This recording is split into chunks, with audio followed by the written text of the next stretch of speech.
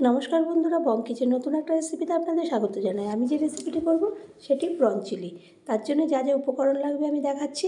আর আপনারা চ্যানেলটি এখনও সাবস্ক্রাইব না করলে সাবস্ক্রাইব করবেন, লাইক শেয়ার কমেন্ট করবেন, পাশে থাকা বেল বাটনটি টিপেন, তাহলে যে কোনো রেসিপি আপনাদের কাছে সবার আগে পৌঁছাবে। আর আমি রেসিপিটা কিভাবে করব শেষ পর্যন্ত দেখবেন।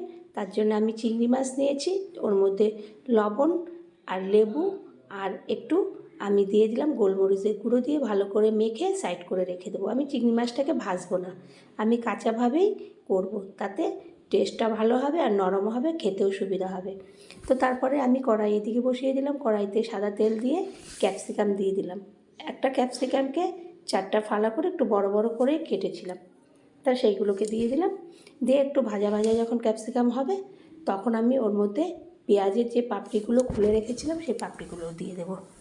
কুচনো পেঁয়াজ দেবো না। তো আমরা তো চিংড়ি মাছ অনেক রকম করে খেয়ে থাকি, একদিন হলে এরকম একটা খাবেন, দেখবেন ছোট বড় সকলে আপনার কাছে বারবার খাওয়ার জন্য বায়না করবে।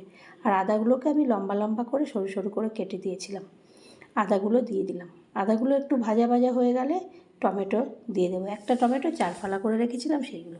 তো আপনি এই যে রেসিপিটা সেটা দিয়ে আপনি ভাত, রুটি, পরোটা কি ফ্রাইড রাইস, পোলাও যে কোনো কিছু দিয়েই আপনি খেতে পারবেন। টমেটোটা একটু ভাজা ভাজা হয়ে গেলে দিয়ে দেবো লঙ্কা কুচি। লঙ্কা কুচিগুলোকে দিয়ে ভালো করে আমি ওর মধ্যে সমস্ত সবজিগুলো আমি মিশিয়ে নেব একটু তেলের মধ্যে। এরপরে পেঁয়াজ পাতা দেব, পেঁয়াজ পাতাগুলোকেও কুচি কুচি করে কেটে রেখেছিলাম সেগুলোকে দিয়ে দেব।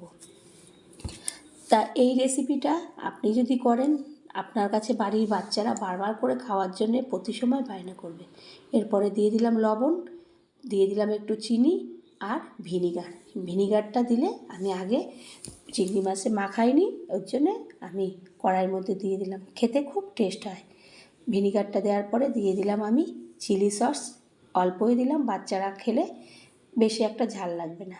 চিলি সস দিয়ে দেবো, দিয়ে দেবো সোয়া সস আর টমেটো সসটা দিয়ে দেবো বেশি, সব এগুলো নামমাত্র দিলাম। টমেটোর সসটা একটু বেশি করে দেবো, তাহলে টক ঝাল মিষ্টির সমস্ত কিছু একদম ব্যালেন্স ঠিক থাকবে। দিয়ে দেবো গোলমরিচের গুঁড়ো। এরপরে সমস্তগুলো সসের সঙ্গে এই যে সবজিগুলো দিলাম, টমেটো, ক্যাপসিকাম, সমস্ত কিছু মাখিয়ে নেব।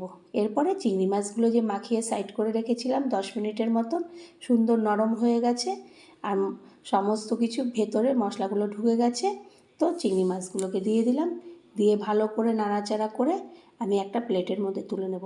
তো বন্ধুরা, খুব অল্প সময় অল্প উপকরণে এই রেসিপিটা হয়, বারবার খেতে ইচ্ছা করবে।